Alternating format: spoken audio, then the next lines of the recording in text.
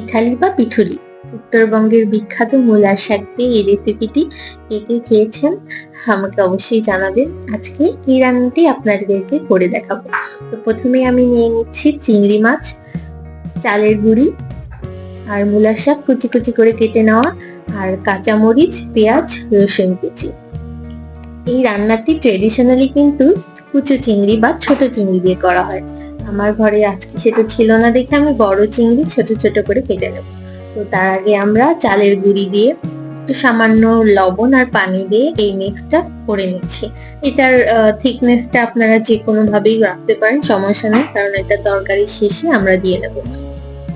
আর এই বড় চিংড়িগুলো আমি ছোট ছোট করে কেটে নিচ্ছি। এখানে আপনারা কুচো চিংড়ি ব্যবহার করতে পারেন, আর বড় চিংড়ি থাকলে এভাবে কেটে নেবেন।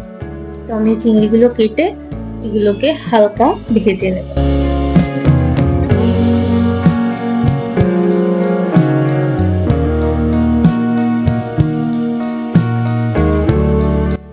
আমার হাতের কাছে খুন্তিটা কোথাও যেন খুঁজে পাচ্ছিলাম না, তাই চামচ দিয়ে রান্না করছি। আপনারা আবার ভাববেন না এটা রেসিপির কোনো অংশ, আপনারা কিন্তু খুন্তি দিয়ে রান্না করবেন।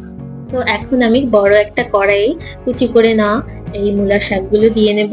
এগুলো কিন্তু আমি কোনো মশলা কষাবো না, একদম এর মধ্যেই সব কাঁচা ঝাল, পেঁয়াজ, রসুন কুচি, গুঁড়া মশলা যেগুলো, শুকনো মরিচের গুঁড়ো, হলুদ গুঁড়ো আর ধনিয়া গুঁড়ো আর সামান্য একটু জিরার গুঁড়ো দিয়ে দেবো। আমি কিন্তু খুব বেশি মশলা ব্যবহার করছি না, আপনারা দেখতেই পাচ্ছেন ছোট্ট একটা চামচের আমি হাফ চামচ করে মশলাগুলো ব্যবহার করছি।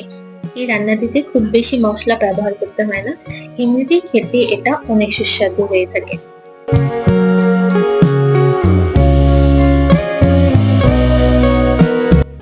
এর মধ্যে আমি সামান্য দিয়ে নেব আদা রসুনের পেস্ট। তারপরে আমার সেই চামচ দিয়ে আমি এবার এটাকে নেড়ে নেব। আপনারা চাইলে খুন্তি দিয়েও নাড়িয়ে নিতে পারেন, আপনাদের ইচ্ছা। আমরা মেয়েরা কিন্তু যে কোনো জিনিসই রান্নার হাতিয়ার বানিয়ে নিতে পারি খুব সহজেই। যেমন ধরুন আমাদের সংসার শুরুর সময়টা কিন্তু আমাদের রান্নার এতটা কিছু থাকে না, তারপরেও কিন্তু আমরা ঠিকই স্বামীর সংসার থেকে টুকটুক করে গুছিয়ে নিতে পারি। আবার যখন অনেক কিছু হয় একটা সময় আমাদের, তখনও কিন্তু সবকিছু গুছিয়ে রান্না করতে পারি। তো খুন্তি আর চামচ ব্যাপার না।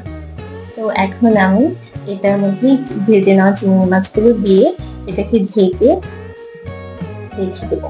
ও আমি সামান্য কিন্তু একটু দুটো তেজপাতা দিয়ে দিয়েছি, এটা আপনারা দিতেও পারেন, না দিলেও হবে।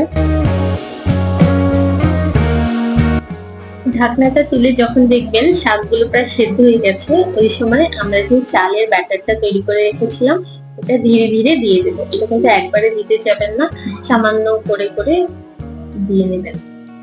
তো এটা কিন্তু দেওয়ার পরে কিছুক্ষণ এক দুইটা বলক দেওয়ার পরে অনবরত নাড়তে থাকতে হবে, না হলে কিন্তু নিচে লেগে যাবে। যে আমি একটু আমার কাজে চলে গিয়েছিলাম, আমারটাই কিন্তু সামান্য নিচে লেগে গেছে। তো এটা একটা বলক ওঠার পরে নাড়তে থাকতে হবে, কাছে থাকতে হবে, না হলে চালের গুঁড়া যেহেতু দিয়েছি এটা অনেক ঠিক হয়ে যাবে, নিচে লেগে যাওয়ার সম্ভাবনা থাকে।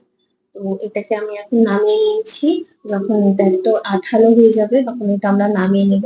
তারপর একটা কড়াইয়ে তেল দিয়ে পেঁয়াজ রসুন কুচি দেব। পেঁয়াজ রসুনটা যখন একটু ভাজা হয়ে যাবে তখন এর মধ্যে আমরা দিয়ে দেবো সামান্য কিছু জিরা। এর মধ্যে কিন্তু কালো জিরা বা পাঁচফোড়ন কিছু দেওয়া যাবে না, জিরাটাই ব্যবহার করতে হবে।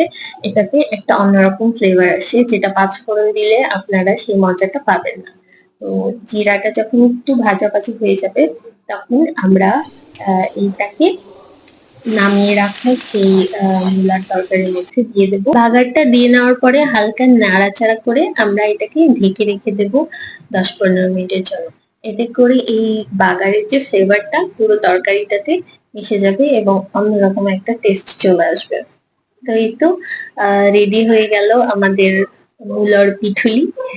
এটাকে আমি ঢেলে কিছুক্ষণ রেখে দিয়েছি, ঠান্ডা হওয়ার পরে গরম গরম ভাতের সাথে খেয়ে নেব। এটা কিন্তু মাংস স্বাদকেও হার মানাবে। আপনারা অবশ্যই ট্রাই করে দেখবেন, আর যদি রান্নাটা ভালো লেগে থাকে তাহলে অবশ্যই আমার কথা একটু স্মরণ করবেন।